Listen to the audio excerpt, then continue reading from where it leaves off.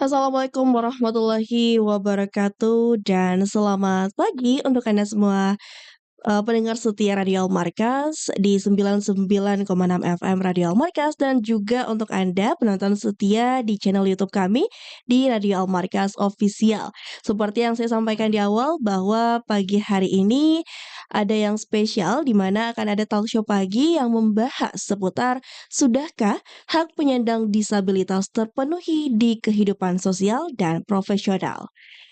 Sahabat Almarkas, kita tahu bahwa memang peringatan Hari Disabilitas Internasional sendiri itu jatuh pada 3 Desember 2024 mendatang ya.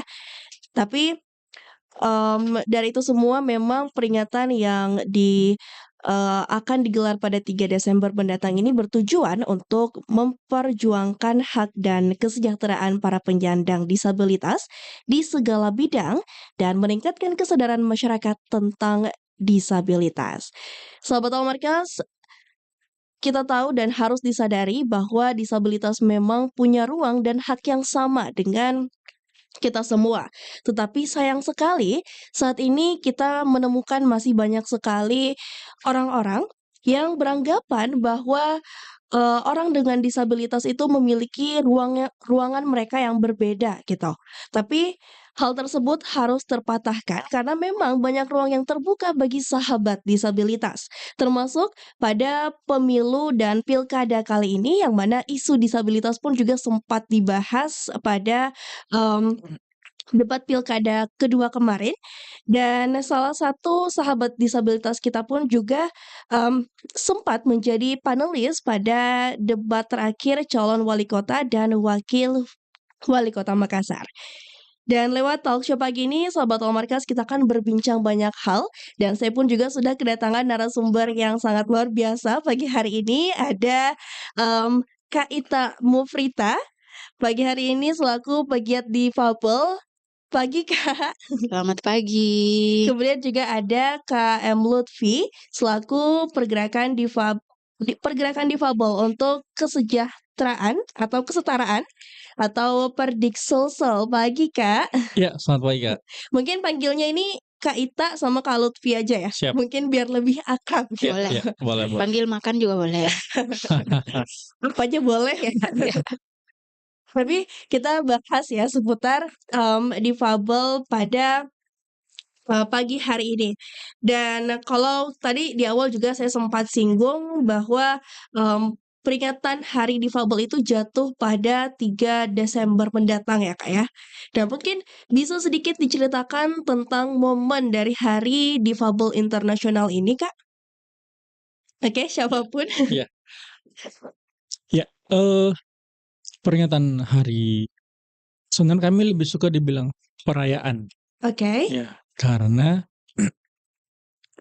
kalau sekedar peringatan itu hanya diingat-ingat saja. Betul sih. Ya, jadi kami lebih suka menyebutnya perayaan Perayaan, Hari Difabel atau Hari Disabilitas Indonesia ya, tiap tanggal 3 Desember.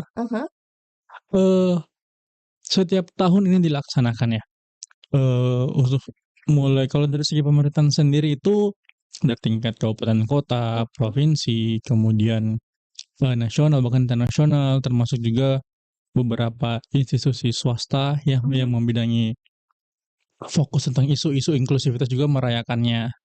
Nah, harapannya adalah dengan adanya perayaan ini masyarakat itu, pemerintah dan seluruh unsur-unsur masyarakat itu memiliki pengetahuan ya, bukan sekedar kesadaran, pengetahuan dan pemahaman, dan ada itikat untuk yuk belajar sama-sama, kemudian lebih aware bahwa oh ternyata disabilitas itu ada di sekitar saya. Oke. Ya, bahkan saya pun dan tanda kutip ya sebagai yang dikategorikan non disabilitas, karena ketika kita bicara oh ya teman-teman kita disabilitas dan teman-teman kata normal ini pun menjadi bias maknanya ya.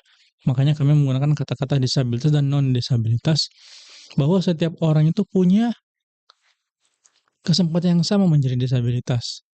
Karena menjadi disabilitas itu ada 3 pintu sebenarnya. Pertama karena penyakit, yang kedua karena kecelakaan, Dan yang ketiga, suatu proses ya. Kalau di Islam itu sudah sunnatullah ya, Betul. namanya aging process, yaitu penuaan ya. Mhm. Nah, jadi harapannya dengan perayaan Hari Difabel Internasional ini, orang semakin kenal dekat dengan disabilitas untuk masyarakat dan bisa menjadi momentum untuk mendorong keterlibatan pemerintah, karena biar bagaimanapun pemerintah harus menjadi bagian yang utama ya, sebagai penggerak utama Betul. untuk memberdayakan teman-teman difabel. Baik, dan nanti kan pasti akan ada perayaan ya? Ya. Perayaan di 3 Desember mendatang. Kalau boleh tahu, apa sih tema besarnya di perayaan yang akan datang nanti? Ya, Kak Ita. Kemarin apa ya? Boleh nyontek nggak? Boleh. Lihat dulu ya. Boleh. Tapi sambil itu mungkin Boleh boleh ingat nggak? boleh ditanya. Karena memang untuk tema-tema ini setiap institusi itu punya ya. Oke. Punya tema, Kemensos punya, pemerintah punya. Tidak semerata ya? Tidak ya, walaupun ada isu besarnya ada, cuman tema besar kita itu di HDI untuk jadi sebenarnya saya dan Kak Ita ini adalah untuk tingkat provinsi sendiri, kami itu gabungan dari seluruh organisasi disabilitas dan pemerhati disabilitas itu melakukan aksi kolektif. Oke. Nah, jadi saya sama dan Kak Ita itu hadir di sini sebagai perwakilan teman-teman ya yang panitia aksi perayaan ya. Baik. HDI 2004 ya. Baik, tapi mungkin Jadi bisa temanya itu adalah Breaking Barrier Building Future. Oke. Jadi bagaimana kita berusaha mengatasi hambatan atau barrier untuk membangun masa depan yang lebih baik ya. Gitu, karena banyak sekali ya hambatan-hambatan yang dihadapi oleh teman-teman difabel, baik dari internal mereka sendiri maupun dari eksternal mereka sendiri. Nah, dua-duanya harus dorong nih. Dorongnya harus dari dua arah ya. Dari segi internal, teman-teman difabel dan keluarganya harus didorong, harus diberdayakan. Demikian juga dengan lingkungannya, ya, pemerintah, termasuk juga alhamdulillah hari ini kita dikasih kesempatan buat bersosialisasi. Ini juga bagian dari upaya mendorong inklusivitas di masyarakat. Betul. Gitu. Menjadi pertanyaan sebenarnya, Kak, apa sih sedikit-sedikit inklusi mungkin ya? Pendidikan inklusi, ini inklusi, pokoknya inklusi itu menjadi suatu hal yang sering dibahas ya. Ya, walaupun dalam tanda kutip ada beberapa oknum instansi menjadikannya sebuah kosmetik ya, atau untuk programnya, meningkatkan exposure-nya, tapi banyak pengertian tentang inklusivitas, tapi secara umum masih kurang. Inklusivitas itu sebuah proses, Kak. Bukan tujuan. Jadi tidak ada menjadi Indonesia yang lebih inklusif. Nah, itu inklusifnya seperti apa yang emang nggak akan ada akhirnya, karena inklusi itu suatu proses yang terus berjalan. Ibarat circle ya, saya bisa bayangkan sebuah putaran. Di circle itu ada 3 hal. Yang pertama learn, kemudian adapt, and survive. Jadi proses inilah yang harus terus berputar ini dalam artian ada interaksi antara difabel dan lingkungannya. Jadi mereka sama-sama saling belajar nih. Oke, saya sebagai difabel gimana saya memahami lingkungan saya, lingkungan pun oke, bagaimana saya memahami teman-teman difabel, dan kita sama-sama adapt. Kita sama-sama adapt setelah kita mendapatkan pengetahuan dan keterampilan baru, kita mengadaptasikan itu dan kita survive dengan itu. Tapi setelah itu kita harus terus belajar nih ya. Betul. Gitu, karena belajar itu long life learning, jadi karena kehidupan itu dinamis ya. Betul. Nah, makanya itulah sebuah cycle ya, sebuah siklus. Inklusi itu saya bisa bilang sebuah siklus ya, yang terdiri dari kata learn, adapt, and survive itu. Baik, jadi mungkin bisa balik tadi kita bahas seputar apa sih tema besar yang nanti akan digapai, dan mungkin juga bisa diberitahukan apa sih biasanya ketika sedang dilakukan perayaan Hari Difabel Internasional, yang juga tadi dijelaskan bahwa di setiap instansi pun juga merayakan, tapi memang memiliki temanya masing-masing gitu. Tapi kalau secara general ini sebenarnya apa sih yang biasanya akan dilakukan? Dan tadi juga sempat Kak Lutfi bahas bahwa sedang melakukan aksi kolektif ya? Ya, Aksi kolektif itu sebenarnya apa sih rangkaiannya yang ada di dalam aksi tersebut, Kak? Ya, mungkin saya bisa menambah, bisa tambahin. Kemarin kita sudah kita melakukan penggalangan dana dengan jual-jual cake dan cemilan. Terus kemarin juga habis CFD ya. Iya, kemarin kita Iya, masuk CFD. kita sosialisasi di CFD kemarin. Terus apa lagi tuh? Ada beberapa pre-event seperti live Instagram, kemudian ada seminar. Ini pre-event ini kayak semacam warming up gitu ya. Karena kalau ujuk-ujuk 3 Desember, apa nih 3 Desember gitu kan orang biasa. Jadi, nah alhamdulillah ini juga bagian dari pre-event yang alhamdulillah kita dikasih kesempatan ya. Iya. Jadi itu pre-eventnya. Nah pada puncak perayaannya sendiri itu tanggal 3 Desember hari Selasa, yang itu akan dipusatkan di Sentra Wirajaya Makassar ya. Oke. Atau orang saya nggak mau bilang orang dulu ya, tapi orang yang lebih lahir duluan itu menyebutnya RC ya. Mereka bilangnya rehabilitasi cacat itu di Veterani Kak ya. Veterani Jadi itu. perayaannya akan ada di Sentra Wirajaya. Iya. Nah, di situ nanti mulai dari pagi sampai sore itu terdiri dari ada main event ya di venue utama itu akan ada talk show dan ada bedah buku, kemudian ada beberapa penyampaian dari teman-teman yang terlibat. Termasuk juga ada beberapa instansi yang membuka lowongan kerja bagi teman-teman difabel, ada sharing dari keluarga difabel, kemudian ada pameran foto dan hasil-hasil karya teman-teman difabel, kemudian ada beberapa stand ya tenan-tenan itu yang di situ menghadirkan hasil-hasil produk karya-karya teman-teman difabel dan beberapa stand-stand organisasi difabel di Makassar. Jadi untuk memperkenalkan bahwa ini loh teman-teman difabel itu ada, organisasinya ada, dan organisasi difabel itu tidak hanya bertujuan untuk memberdayakan difabel, tapi juga keluarganya serta masyarakat sekitarnya. Selain itu ada juga beberapa kita bilangnya pojok ya, Kak. Ada pojok kesehatan, di sana ada donor darah, ada pemeriksaan mata, pemeriksaan gigi, pemeriksaan kesehatan, fisioterapi, kemudian ada pojok ceria ya. Pojok ceria ini ada konsultasi gratis dengan psikiater, psikolog gitu. Kemudian ada pojok apa lagi kayak Ada pojok belajar bahasa isyarat. Banyak ya Ya. Kak sebenarnya. Ya, ada pojok juga kita kerjasama dengan Disdukcapil dan Disnaker. Jadi teman-teman yang bisa untuk membuat identitas di sana boleh. Dan ini berlaku untuk difabel, keluarga dan masyarakat secara umum. Jadi terbuka secara umum. Iya, Duscapil. Dan terakhir kita dengar ada UPT Teman Bis ya, UPT Maminasata, mereka akan buka stand di sana untuk bisa membuat kartu e-money secara langsung dibuatin. Dan khusus untuk teman-teman difabel dan beberapa kelompok rentan, lansia juga termasuk, itu langsung bisa dibuatkan kartu e-money di sana. Karena kan ada hari khusus ya. Betul. Nah gitu.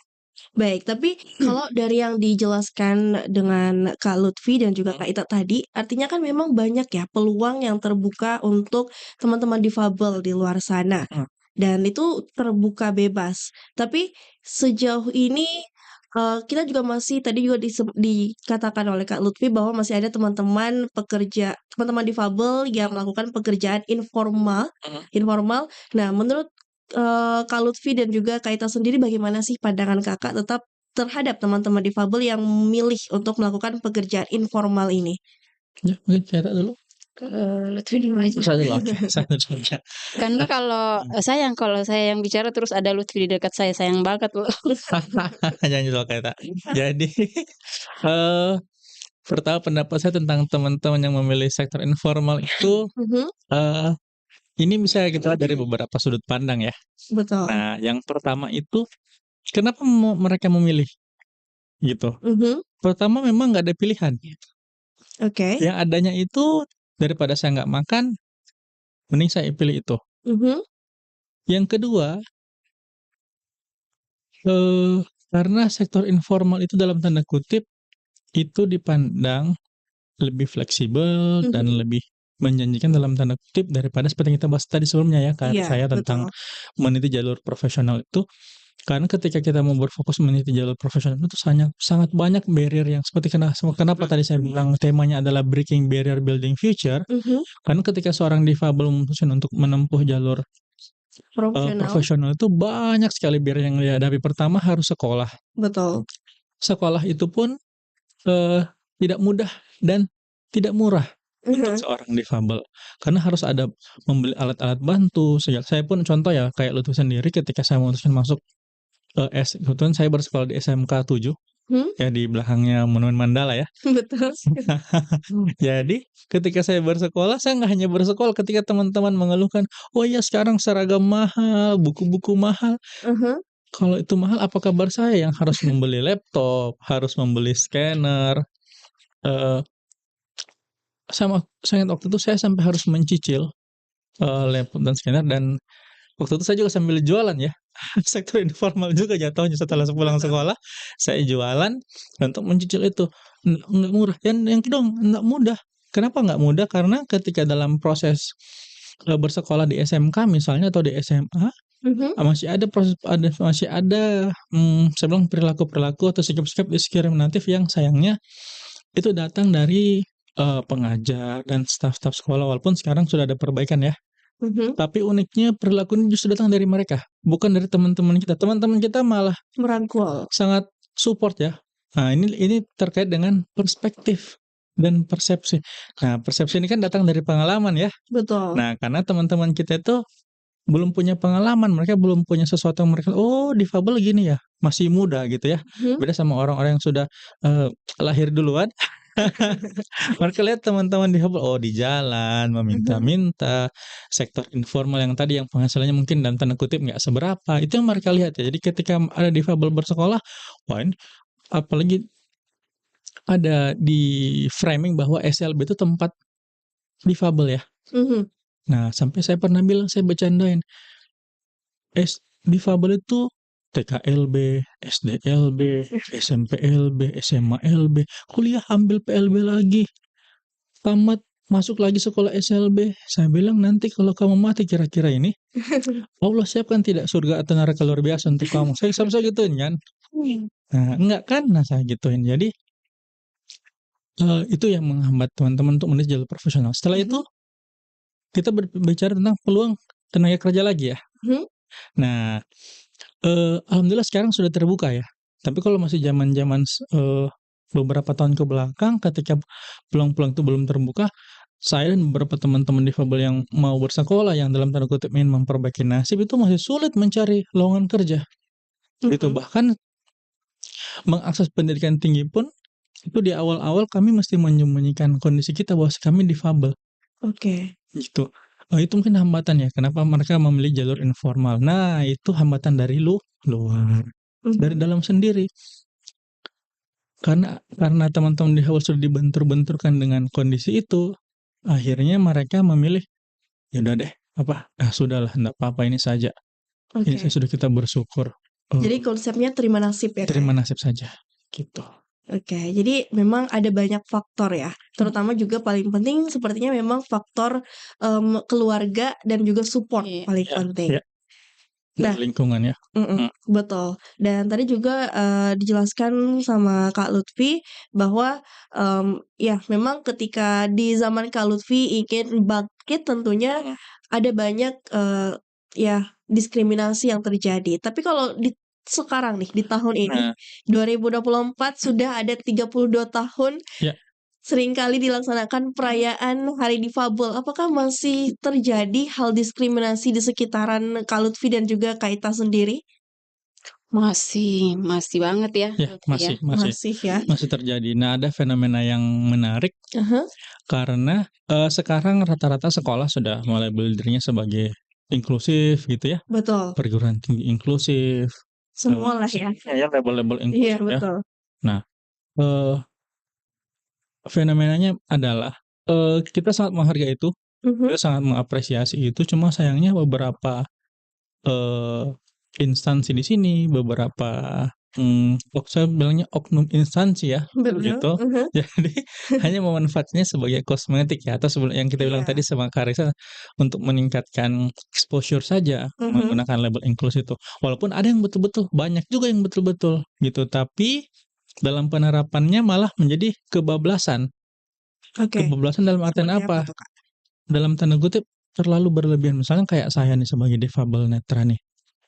Ketika saya bersekolah, saya dikasih beberapa instansi yang memberikan layanan inklusi itu, tidak memberikan sesuai dengan porsinya.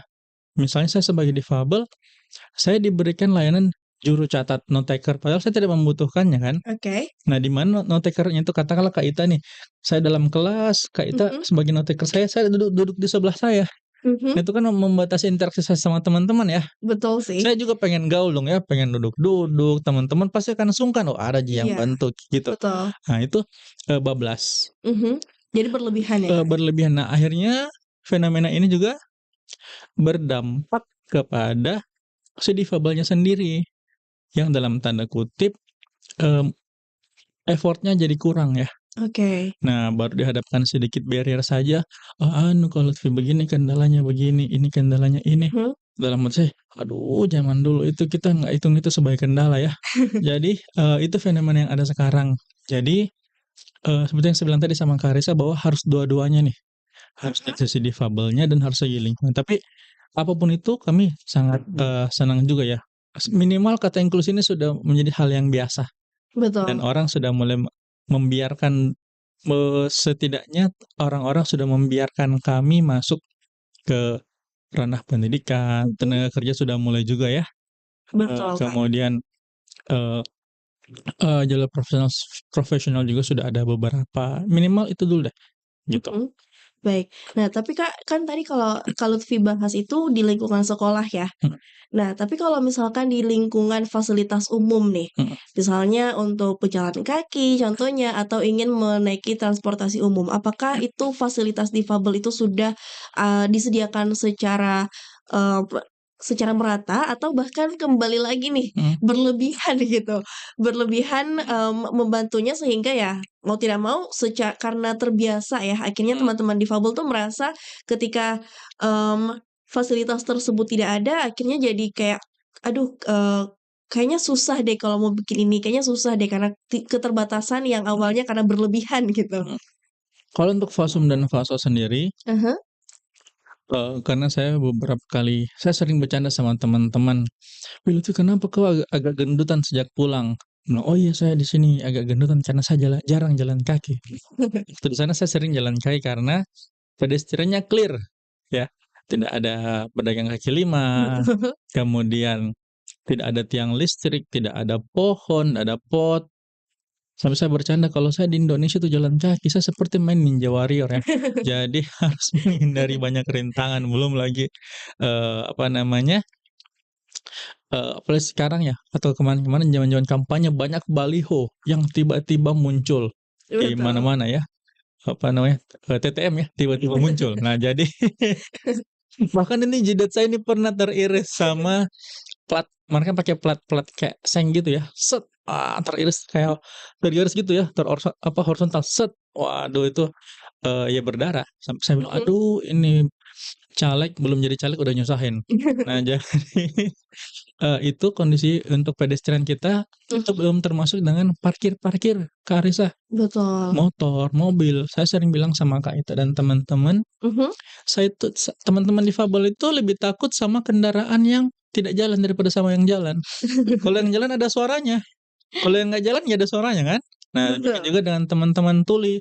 Teman-teman tuli juga sangat kesulitan karena banyak rambu-rambu yang tertutup, entah sama baliho, sama tenda, atau rambunya diambil misalnya karena masyarakat kita sangat kreatif ya, dan rasa kepemilikannya sangat tinggi sekali. Jadi, itu belum lagi ketika kita membahas teman-teman, pengguna kursi roda, pengguna kruk atau tongkat, memang sudah ada ramnya, sudah ada bidang mirnya sudah ada, tapi sayangnya hal itu tidak dikonsultasikan dengan teman-teman difabel, yang ada bidang mirnya terlalu curam.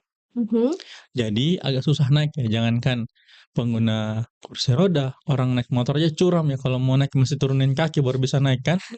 Nah gitu, kebayang kalau teman-teman kursi roda, apa yang mau diturunin?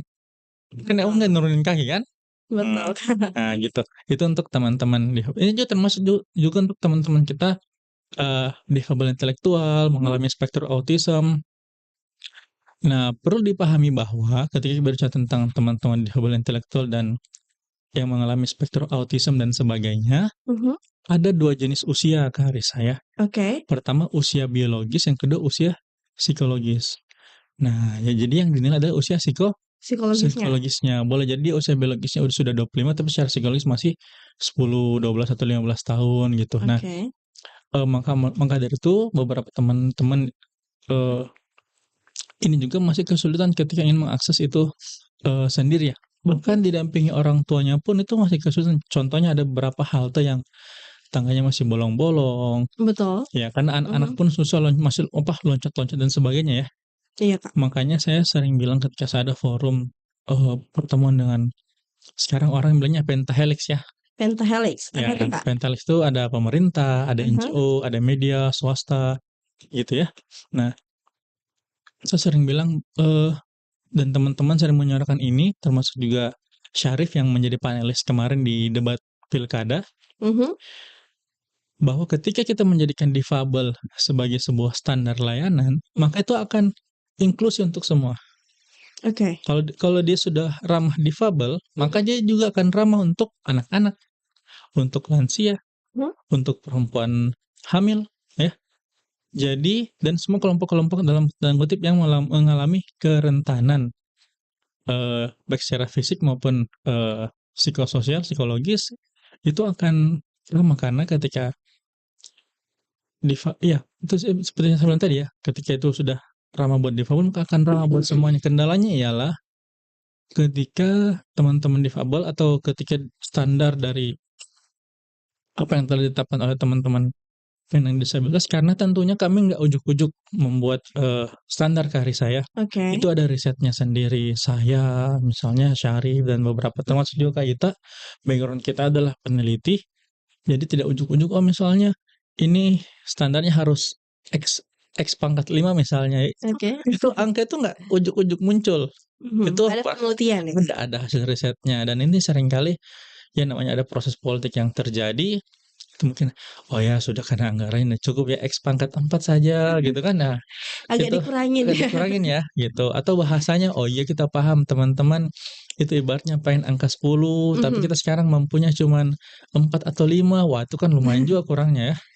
Nah, gitu seperti misalnya kayak contoh nyata misalnya sebelum kita bahas fasum dan fasos, kembali ke ranah kebijakan. Dalam ranah kebijakan itu ada proses politik di dalamnya ya. Betul, Kak. Nah, seperti yang bilang kayak tadi ya, bahwa masih ada beberapa KPU dalam tanda kutip di Indonesia termasuk di provinsi kita ini yang belum menyediakan juru bahasa isyarat ya dalam debat. Kalau Makassar kemarin sudah ada, beberapa kabupaten sudah ada.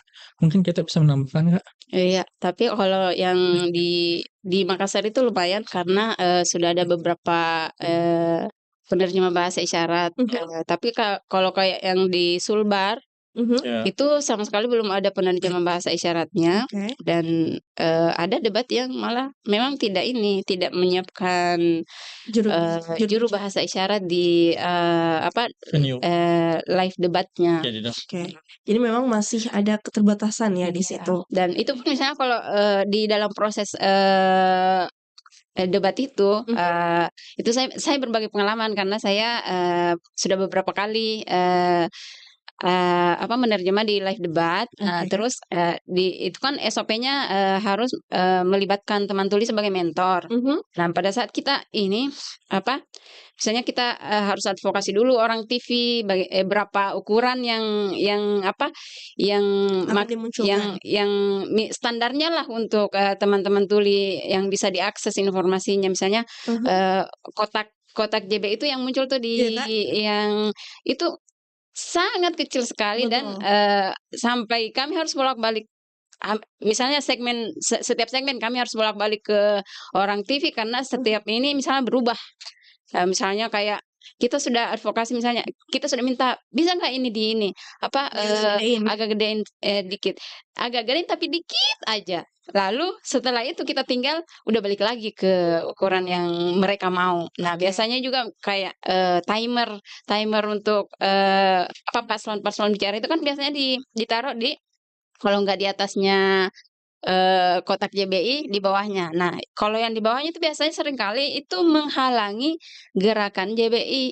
Oke. Itu balik lagi kita ini, Oke. mentor tulinya balik lagi dan, kadang juga diminta, nggak usah ada ininya, mentor tulinya yang datang. Kita nggak bisa, Pak. Betul. SOP-nya seperti itu, kayak Baik, gitu. jadi memang, apa ya, masih bisa dibilang mengetahui tapi seperti di-ignore ya, Iya, seperti, benar. berusaha seolah-olah bahwa ya itu tidak terlalu penting, padahal sebenarnya sangat penting apalagi untuk teman-teman kita yang, Mmm. kurang dalam hal pendengarannya. Dan ada bahkan yang menyiapkan, menyiapkan orang yang menerjemah di situ yang hanya sekedar menggerak-gerakkan tangannya aja. Oke, jadi artinya berpura-pura gitu? Iya, Oke, dan itu, dari curhatan teman-teman tuli itu sangat menyakiti, perasaan teman-teman pastinya tuli ya, yang pastinya. melihatnya, iya. Karena kan secara tidak langsung artinya menyindir keterbatasan Mhm. mereka gitu. Dan mungkin hal ini juga harus sangat diperhatikan ya, apalagi kan kita tahu dari tadi kita bahas bahwa ya pemerintah di saat ini pun sudah sering kali menggemakan inklusi, tapi nyatanya masih banyak sekali yang Mhm. harus diperbaiki. Nah, Iya. dan masuk ke ranah politik ya, karena kan kita sebentar lagi Iya, betul. sudah harus memilih dalam pemilihan umum di Kota Makassar, baik itu gubernur ataupun wali kotanya. Heeh. Nah, bahas seputar ini Kak, di momen demokrasi ini, ada tidak sih keterlibatan dari sahabat-sahabat, disabilitas yang diajak langsung untuk terlibat dalam kampanye atau mungkin, kegiatan-kegiatan politik saat ini? Itu Kalau dari teman-teman Lutfi gimana? iya, kalau saya cerita pengalaman saya dulu sedikit. Mhm, Jadi, untuk keterlibatan proses politik ini dalam hal, mulai dari penyelenggara ya, betul. seperti KPU dan Bawaslu itu sudah Mhm. melibatkan teman-teman difabel, seperti saya pribadi pernah menjadi, eee, relasi ya, relawan demokrasi di KPU, ada teman-teman yang di Bawaslu, bahkan ada teman-teman yang sudah diminta mendaftar jadi komisioner, Mhm. gitu. Termasuk saya sendiri, cuma waktu itu harus berangkat ke benua seberang untuk sekolah.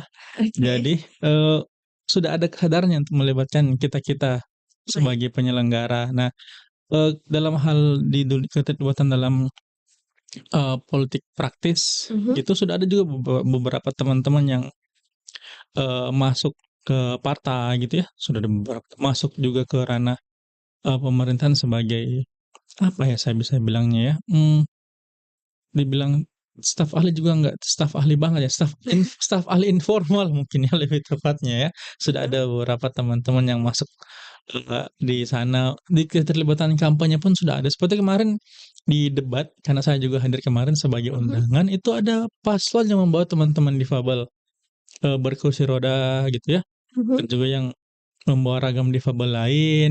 Nah, saya pribadi ini ya, berhusnuzon ya, berprasangka baik Mhm. bahwa mereka mau menunjukkan bahwa, "Oh, kita peduli difabel loh," gitu, bahwa di tim kita, di pendukung kami ada difabel juga, dan itu menurut saya sesuatu hal yang harus kita respon positif, eee, itu sih kalau menurut saya.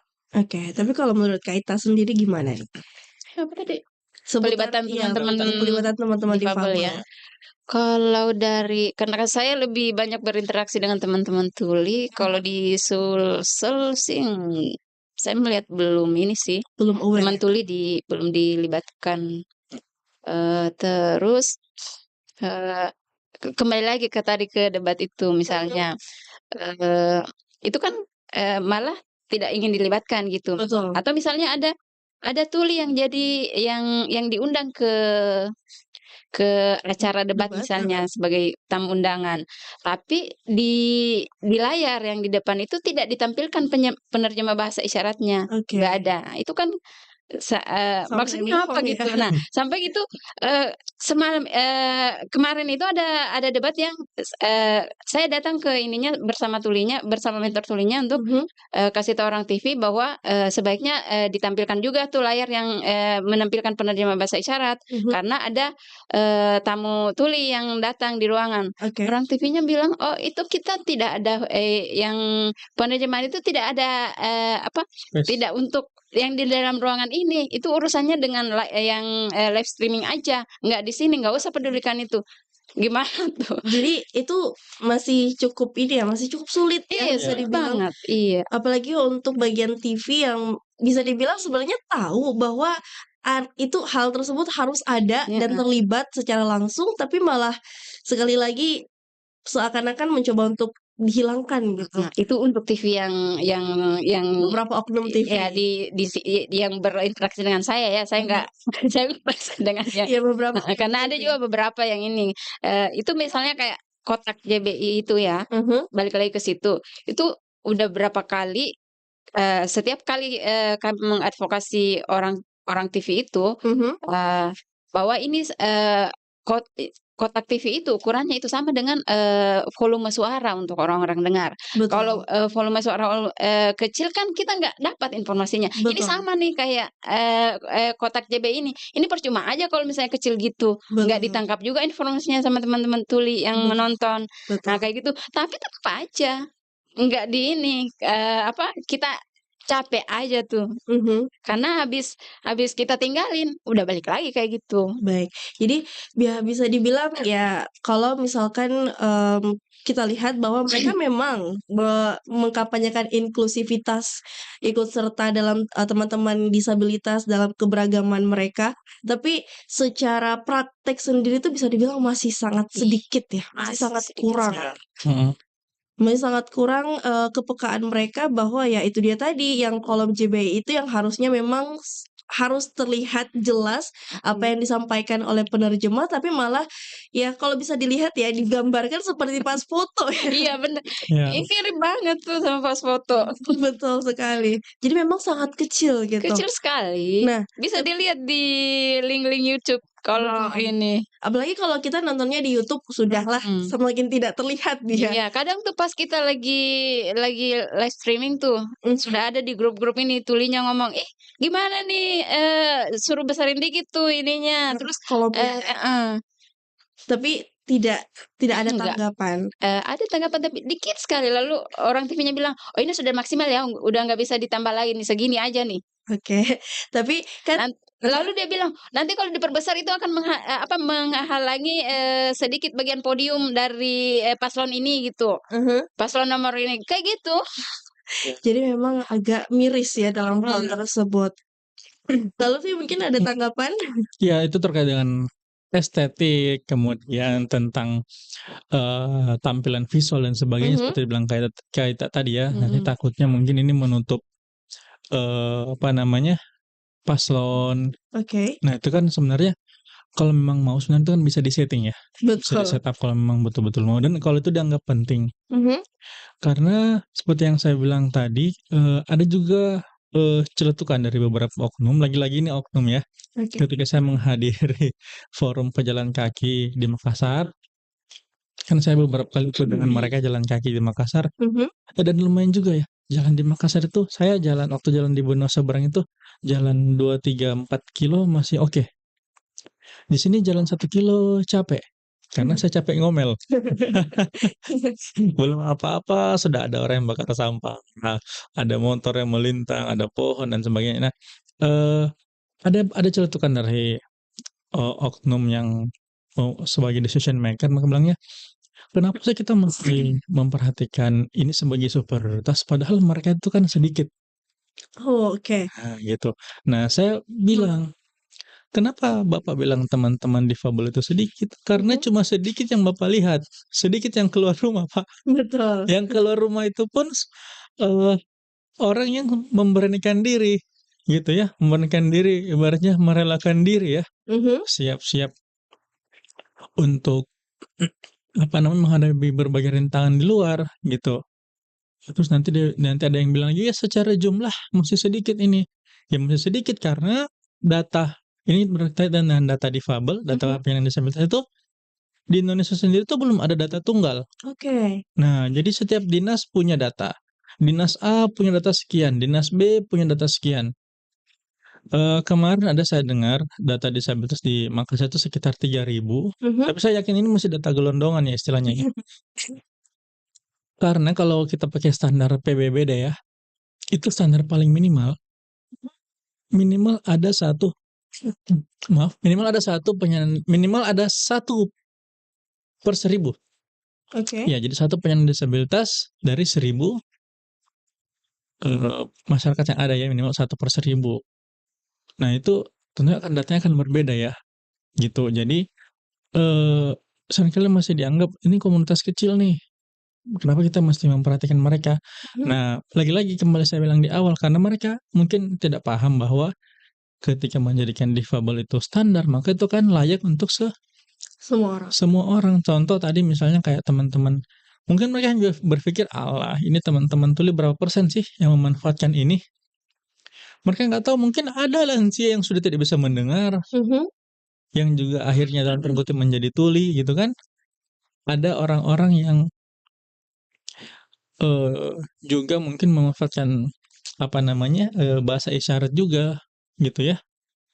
Bukan hanya teman-teman tuli saja, tapi ada juga mungkin lansia dan beberapa pihak yang paham tentang ini. Kemudian ketika kita berbicara tentang aksesibilitas tadi, mereka masih menganggap ini sedikit, apalagi kalau tabrakan dengan estetika ya, Iya. gitu, Oh, tentang tampilan banget. visual. Karena selalu dianggap, ini nanti bisa merusak ini, nanti ini merusak trotoar nih, pasang guiding block ini merusak trotoar misalnya gitu ya. Ya karena memang desain sejak awal emang nggak ada kan. betul. Nah gitu. Dan itu sangat strict sekali ketika, berbicara tentang hal ini. Akhirnya saya dan teman-teman menawarkan bahwa bentuk guiding block ini ada kok solusi alternatifnya, gitu kan. Atau misalnya tadi kayak Kak Ita bilang, pojok bahasa isyarat itu kan nggak mesti di pojok kiri bawah aja, bisa dipindahkan ke pojok kanan misalnya kalau lagi misalnya, Sama eee aja iya. dipindahin ke kanan juga masih ukurannya Enggak, kayak gitu. maksudnya gini Kak Ita, kalau kan mereka tadi alasannya kan menghalangi Yang paslon. menghalangi Nah, estetika. kalau paslon X yang di sebelah kanan bicara ya pindahin aja ke sebelah kiri kan. Gitu. Iya benar benar. Iya benar. Nah Jadi kan sebenarnya memang banyak cara ya, kan selama bisa. memang mau gitu. Iya, atau pindahin aja ke atas, sudut atas ya, atau misalnya takut menghalangi logo TV, ya itu aja kan, mainnya di situ aja kan, bisa sebenarnya gitu. Jadi, lagi-lagi ke tentang, keinginan ya, intention, Betul. niat atau enggak. Kalau memang Betul. benar-benar niat pasti akan terlaksana. Lagi pula ketika kita menganggap difabel itu sedikit, nah ini ketika berbicara tentang berbasis hak gitu ya, saya ingat di perpustakaan, tapi bukan di Indonesia, ini hanya jadi pelajaran aja buat kita. Bagaimana di Sydney itu ada ada perpustakaan, kalau kita bilangnya sih mungkin perpustakaan wilayah ya. Di sana ada scanner, ada accessibility room kita bilangnya di sana. Sesekali ada yang teman bertanya, "Ini kira-kira ada berapa orang yang pakai dalam setahun ini?" Dia bilangnya, "Oh ini yang pakai dalam setahun ini paling cuma 5-6 orang saja." Oke. "Oh kenapa kalian mengeluarkan biaya sampai sekian juta untuk melayani 2-3 orang, 2-3 sampai 5 orang saja?" Jawabannya sangat membuat saya terhenyak. Saya pun sebagai difabel terhenyak waktu itu. Karena saya waktu itu eee, belum ini ya, belum belum memikirkan itu ya. Dia bilang seperti ini, "Dipakai atau tidak, itu bukan urusan kami, tapi ini hak mereka." Oke. Nah itu, soal bicara tentang hak. Nah, itulah mungkin yang, menjadi harapan kami terus digaungkan ya di perayaan Hari Hari difabel. Disabilitas nanti ini, Hari Difabel nanti ini, biar teman-teman tahu bahwa ketika kita menjadikan difabel itu standar, semua kan akses, semua kan layak. Bahkan dalam tanda kutip ini semua kan difabel pada waktunya kok, gitu ya. Betul Saya ya. ingat dulu dosen saya datang ke sana, eee, kebetulan saya cukup dekat dengan beliau, jadi dalam tanda kutip semua toilet di rumahnya saya sudah cobain ya, dan saking dekatnya ya. Tapi isunya bukan di situ. Saya tanya, "Pak, kenapa WC di rumah Bapak semua jadi WC duduk ya? Kemarin masih WC jongkok." Bilang, "Iya Lutfi, itu persiapan.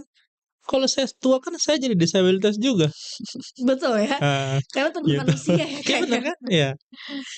Gitu. Betul. Jadi memang ya harusnya itu menjadi hal yang sudah terfikirkan ya seperti yang tadi Kak Lutfi bilang, mau terpakai ataupun tidak ya itu hak mereka gitu. Dan tadi kalau Kak Lutfi bilang meskipun itu memang bisa dibilang belum data akurat, tapi kalau kita bahas seputar 3.000 orang, itu hal yang sangat besar ya. Iya. Hal yang sangat besar dan kalaupun memang bisa dibilang tidak semua dari 3.000 orang itu berani untuk keluar dari rumah, berani untuk keluar dari zona nyaman mereka, ya setidaknya hal tersebut masih terpakai gitu. Iya. Kalau dari data itu sendiri, dari 3.000 orang ini yang bekerja di sektor informal dan, profesional yang aktif turun ke jalan itu sekitar 800 sampai 900 orang. Di Makassar sendiri ya? Di Makassar sendiri ya, Kak? 800 sampai? 900 ya, itu data gelondongannya ya. Oke. Nah gitu. Jadi, itu pun juga menurut saya ya cukup besar lah ya kalau Betul, Kak. nah, kemudian berikutnya ada yang bilang, "Oh ya, semua kecamatan di Makassar itu sudah akses, semua ini sudah akses, jalan-jalan sudah akses." Betul memang sudah akses. Akses buat siapa? Gitu kan. Jangankan difabel, apa namanya, orang yang sudah dalam tanda kutip sudah agak-agak, apa namanya, agak-agak usianya agak-agak di atas, itu udah sulit mengaksesnya. Anak-anak pun, apa namanya, sulit mengaksesnya, gitu. Kemudian, ada yang bilang, "Oh ya, baru kami sudah membangun, akses itu di titik ini." Nah, sekarang kita tanya, kenapa milih titik itu? Nggak ada jawaban. Apakah pemilihan titik itu sudah ada risetnya belum? Kira-kira berapa lalu lintas difabel di titik itu? Kenapa? Kan masih banyak nih, di Makassar ini bisa kita petakan kok wilayah-wilayah yang sering diakses oleh teman-teman difabel, dalam tanda kutip kantong-kantong difabel tuh cukup terpetakan ya kayak tak ya, terpetakan. Walaupun kita nggak mengatakan, ini suatu bagian dari eksklusivitas, tidak, ini masih warisan zaman dulu ya, gitu, di mana teman-teman difabel lebih suka ngumpul rame-rame. Gitu ya, ibaratnya kalaupun susah nggak susah sendirilah ya, susah rame-rame gitu ya. Nah jadi ada kok, sayangnya tuh belum akses loh, apa namanya, tempat-tempat yang sering teman-teman difabel aktif berkegiatan di situ, misalnya kayak tempat-tempat yang teman-teman tulis sering di situ, itu masih kurang, apa, rambu-rambu jalannya, tanda-tanda jalannya masih kurang. Atau karena saya difabel netra, di jalan sekitar sini aja ya, sekitar ras ini ya, Betul. daerah Sulu dan sekitarnya, apa namanya, itu jalannya masih masih lumayan juga ya kalau kita jalan-jalan sendiri ya, gitu. Malah zaman-zaman saya tuh, eee, kami sering tuh bolak-balik, waktu bulan Ramadan ya, bolak-balik asrama ke Al-Markas jalan kaki, hanya untuk mengenal, hambatan dan rintangan apa saja sih yang ada di jalan biar kita lebih aware. Oke. Itu saking apa ya, mungkin saking pengennya atau saking maunya kami jalan kaki, gitu. Untuk mengetahui ya? Untuk mengetahui apa-apa saja yang biar kita waspada, "Oh di sana ada lubang, di sini ada polisi tidur." Walaupun itu kita, sisi positifnya kita jadiin itu tanda ya. Nah gitu, "Oh polisi tidur sekian, ini rumahnya si ini ada lubang nih, ini sudah dekat rumahnya si ini." Nah ini juga hal yang lucu ketika saya kemarin, belajar di Wonosalam Seberang. Ditanya, "Bagaimana tuh pengalaman pertamanya, bulan pertama jalan sendiri?" Waduh, saya bilang, "Aduh, susah Kak jalan sendiri di sini ternyata ya." "Kenapa?" "Di sini jalannya terlalu mulus." Saya malah bingung nyari tanda-tandanya. "Emang gimana Lutfi permisalannya?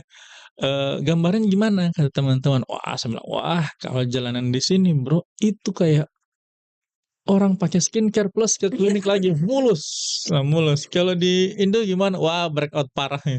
Jadi seperti itu gambarannya. Memang jadi jelas ya, Kak, ya. Karena kan kalau kita lihat secara gamblang pun juga sebenarnya ya kita sudah tahu ya bahwa banyak sekali jalanan trotoar-trotoar misalnya yang disediakan untuk penyandang tunanetra, tapi malah dijadikan tempat jualan asongan atau malah tempat parkir. Dan sekarang pun juga kita lihat di sepanjang jalan Masjid Raya lah ya, sekitaran, Ras FM aja kita bisa melihat bahwa banyak sekali biasanya kendaraan bermobil yang singgah Mhm. di pinggir jalan tanpa padahal di lokasi tersebut bukan tempat khusus untuk pemberhentian atau tempat parkir. Yap. Ya. Kalau asongan atau kendaraan masih bisa dipindahin ke atas. Kalau pohon gimana pindahinnya kan? Betul juga, Kak. Gitu kan, atau tiang listrik, padahal kan kalau mau dipikir ini mestinya pihak yang punya punya apa ya, yang punya gawai ini Mhm, mestinya berkoordinasi dulu dong ya. Atau mereka betul. yang membangun ini kan bagian dari pihak pengambil kebijakan ya, Mhm, malah bikin tanam pohon di situ, bikin tiang listrik di situ, atau ada guiding block-nya tapi tiba-tiba dia putus. oke. Ya nggak ada apa-apa, nggak ada tanda apa-apa, pluk Mhm, aja putus gitu. Bahkan saya sama teman-teman sering bercanda, kalau ini untuk canda di teman-teman netra sendiri ya, mhm. bahwa teman-teman netra itu baru sah jadi netra kalau sudah kecebur di selokan. Nah, jadi apa, jadi saling bertanya teman-teman, "Kamu di mana titik wisudamu?" "Oh, saya titik wisuda sana di jalan di ini, di jalan Cumi-Cumi tuh ada drainase yang agak gede di situ ya." Mhm. Nah, ada yang jatuh di situ. Ada juga yang jatuh di sekitar Al-Markas sini titik wisudanya gitu. Jadi bahan-bahan candaan aja akhirnya. Itu untuk apa? Untuk menguras daripada kita ngomel-ngomel, kita bawa santai aja. Mhm. Tapi ini bukan berarti kita bahagia ya. Betul, sebagai Makanya makanya komplain ya? makanya kemarin juga ada yang nanya apa, ada yang bilang, "Oh, Makassar ini sudah masuk dalam indeks, kota bahagia." Iya, bahagia seperti apa? Betul, Bahagia dengan kotanya atau bahagia dengan pemerintahnya? Gitu. Karena orang betul. Makassar itu ya memang kita dalam tanda kutip emosional apa, tapi kalau udah berkali-kali dibenturkan, ya udah bawa santai aja kan, akhirnya Mhm, bahan-bahan candaan aja, kita jadi bahagia sendiri dengan masalah-masalah kita kan, betul sekali. gitu.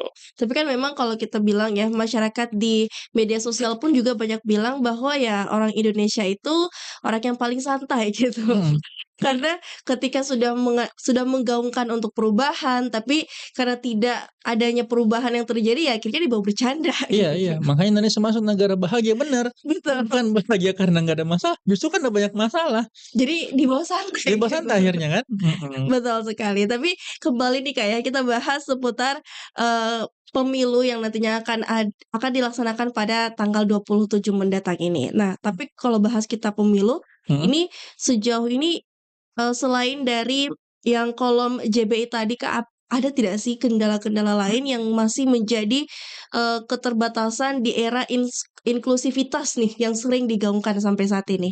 Hmm.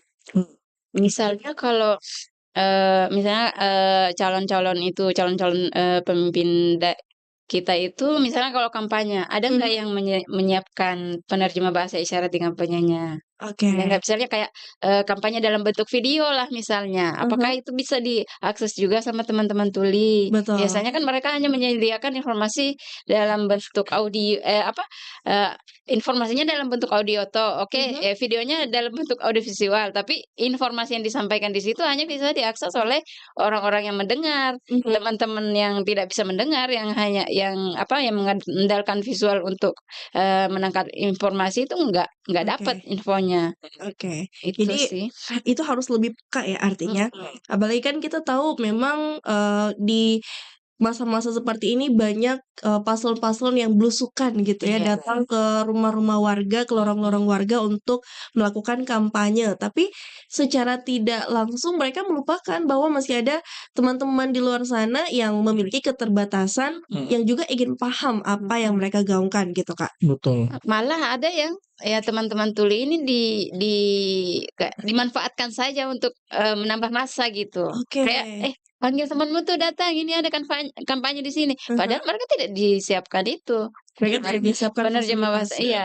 Penerjemah bahasa isyarat untuk memperoleh informasi yang disampaikan saat kampanye itu. Baik. Nah, banyak ya informasi yang mana ini juga harusnya bisa ya menggugah, dan juga membuka mata nih teman-teman di luar sana bahwa ya penyandang disabilitas itu ada di sekitar kita dan jumlahnya juga banyak gitu. Dan mungkin masuk pada pertanyaan terakhir ya karena kita sudah tidak terasa 1 jam nih ngobrol. Seru sekali memang ya.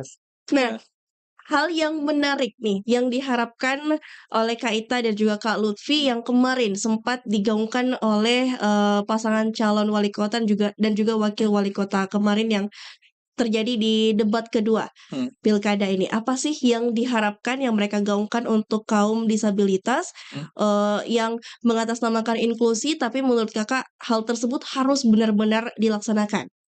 Ya. Kalau saya mungkin tidak bisa berbicara banyak di sini karena saya Oke. tidak suara saya tidak akan pernah, mewakili suara teman-teman yang disabilitas. Oke. Saya hanya berharap bahwa, akses untuk semua teman-teman disabilitas itu bisa terpenuhi. Oke, Lutfi. Ya, kemarin saya nyatat beberapa hal ya. Oke, Kak. Ada yang menjanjikan akses terhadap transportasi publik yang lebih layak, yang lebih ramah, ada yang menjanjikan nanti transportasi publiknya kan terintegrasi dalam sebuah aplikasi, Oke. gitu. Jadi tinggal pakai HP, itu akan kita bisa tahu nih kita bisa tahu ini misalnya naik PT-PT sebagai feeder, misalnya kita mau ke daerah X misalnya, dari Jalan Sunu ini kita naik PT-PT apa menuju halte Teman Bis, gitu. Ada yang menjanjikan seperti itu, ada yang menjanjikan pemberdayaan ya, pemberdayaan kepada teman-teman difabel dalam bentuk usaha dan sebagainya ada. Kemudian di bidang ketenagakerjaan juga ada yang menjanjikan ya. Sayangnya debat kemarin itu saya bisa bilang sangat sedikit ya, sangat sedikit isu teman-teman difabel dibahas. Nah, ada hal yang menarik kemarin tuh saya agak gimana juga ya. Jadi sayang kan namanya kemarin tuh pertanyaan itu dikocok ya sebenarnya hasil lot hasil undian ya.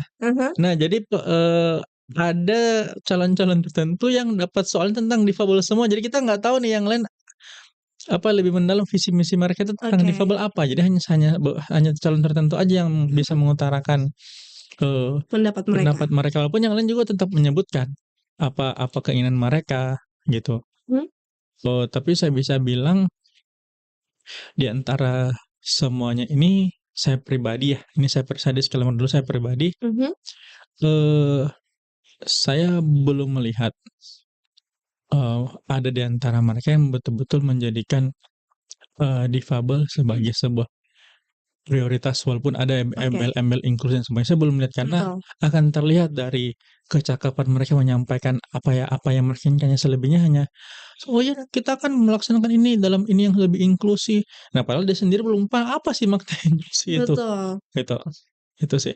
Atau kita kan paham, kita akan melibatkan teman-teman disabilitas, teman-teman difabel, bahkan saya yakin nih mungkin sebagian di antara mereka ketika saya tanya, "Pak, menurut Bapak apa sih perbedaan antara kata cacat dengan disabilitas? Kenapa kata cacat diganti dengan disabilitas?" Ya mungkin di kepala mereka hanya, ini biar lebih terhormat, lebih sopan, tapi ada value sebenarnya kenapa itu diganti. Jadi itu sangat penting ya.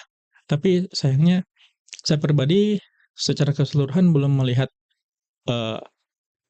ini menjadi isu yang prioritas di antara semua calon. Saya belum melihat.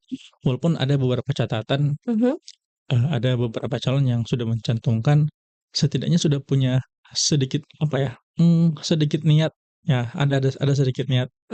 Tapi sayangnya belum menjadi prioritas. Oke.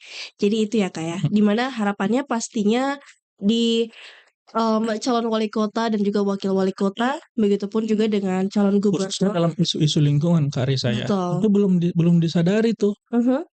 Tentang Makassar menuju kota yang lebih apa-apa gitu ya. Saya berusaha menghindari kata-kata yang spesifik di sini. Jadi saya tidak melihat adanya keterlibatan teman-teman difabel. Memangnya teman-teman difabel nggak bisa dilibatin ya dalam pengurangan emisi karbon. Memangnya teman-teman difabel nggak bisa dilibatin ya dalam aksi perubahan iklim gitu ya. Gitu. Yang ada malah anehnya kabupaten lain Kak yang ngundang saya. Jadi ada satu kabupaten lain yang di Sulawesi Selatan, mereka memanggil saya, tapi ini pun inisiatif teman-teman difabel, tapi yang saya senang semua OPD-nya, organisasi perangkat daerahnya itu hadir. Dan nggak cuma Dinsos ya, karena selama ini kita berpikir, oh hanya Dinsos aja nih ketika bicara disabilitas Dinsos lagi gitu kan, padahal nggak Dinsos doang nih semuanya dong. Nah jadi ada kabupaten lain yang manggil saya dan mereka berkomitmen membuat melibatkan difabel dalam aksi-aksi perubahan iklim dan mitigasi bencana gitu. Di Makassar sendiri saya belum pernah mendengar itu ya. Entah saya kurang paham karena saya pribadi pun baru 3 bulan kayaknya belum cukup 3 bulan di Makassar ya. Agustus ya. Agustus ya saya balik Makassar. Sempat Januari balik tapi balik ke Seberang lagi. Ini belum cukup 3 bulan. Tapi berdasarkan pengalaman saya sebelum berangkat ke Seberang, itu hal-hal yang saya rekam dan saya balik sini belum banyak yang berubah. Oke, jadi memang diharapkan di mana yang nantinya akan menjabat sebagai gubernur dan wakil gubernur, begitupun juga wali kota dan wakil wali kota bisa lebih aware ya. Dan semoga mungkin mereka bisa menonton ya apa yang kita bahas pada pagi hari ini untuk menjadi pencerahan lah ya, di mana lebih mendekatkan diri, lebih mengenal teman-teman difabel, lebih banyak berbincang dengan teman-teman difabel untuk tahu sebenarnya mereka tuh butuh apa, tanpa harus membuat suatu hal baru, tapi malah bukannya membantu, tapi malah bikin ribet gitu. Iya, atau bahkan hanya menjadikan teman-teman difabel sebagai objek untuk meningkatkan pencitraan atau kita bilangnya tuh inspiration porn ya, inspirasi melakukan objektifikasi difabel. Jadi difabel hanya semacam sebagai objek aja di situ. Bahwa ini loh saya peduli difabel loh. Ini loh saya peduli ini loh ya. Itu terus tiba-tiba lagi ada lagu tak ada manusia. Apaan ini ya? Jangan ya. Nah, tiba-tiba lagu seperti itu ya. Betul. Nah, itu seperti itulah. Betul, dan ya sahabat Almarkas, itu dia perbincangan kita dengan Kak Lutfi dan juga Kak Ita. Dan pastinya juga ya sekali lagi diingatkan bahwa pastinya meskipun teman-teman kita difabel memiliki sedikit perbedaan, tapi ya sekali lagi kita semua ingin dianggap manusia yang sama gitu. Punya keterbatasan bukan hal yang bisa membuat kita terhalang untuk bisa sukses dan meraih apa yang kita inginkan. Dan itu dia perbincangan kita pada pagi hari ini. Terima kasih banyak kakak berdua. Terima kasih juga. Ini saya ulang lagi teman-teman semuanya, teman-teman apa nyebutnya, pendengar ras ya. Iya betul. Pendengar ras, sahabat ras, mari datang di perayaan kami Hari Disabilitas Internasional tanggal 3 Desember hari Selasa. Itu dari pagi sampai sore. Letaknya di Sentra Wirajaya Makassar. Ini dekat dengan inkubator ya. Ada di sana inkubator. Tulis aja di Maps Sentra Wirajaya. Di Petarani tanggal 3 Desember hari Selasa. Banyak event di sana. Saya pun dan kita akan di sana. Kita akan sama-sama belajar tentang apa itu difabel, dan difabel itu berkontribusi juga kok buat masyarakat, nggak hanya sesama kami aja. Dan sampai jumpa. Sampai jumpa Di HDI. di HDI. Ingat ya, HDI tanggal 3 Desember di Sentra Wirajaya Petarani. Makasih Kak waktunya dan juga pastinya ceritanya ya. Banyak sekali menginspirasi dan juga bisa membuka open minded kita semua bahwa ya kita semua sama gitu. Meskipun memiliki sedikit perbedaan. Dan sampai di sini dulu perjumpaan kita untuk talk show pagi yang membahas seputar sudahkah hak penyandang disabilitas terpenuhi di kehidupan sosial dan profesional. Akhir kata, saya Risa Azahra dan juga Kak Ita dan Kak Lutfi pamit undur diri. Wassalamualaikum warahmatullahi wabarakatuh. Waalaikumsalam.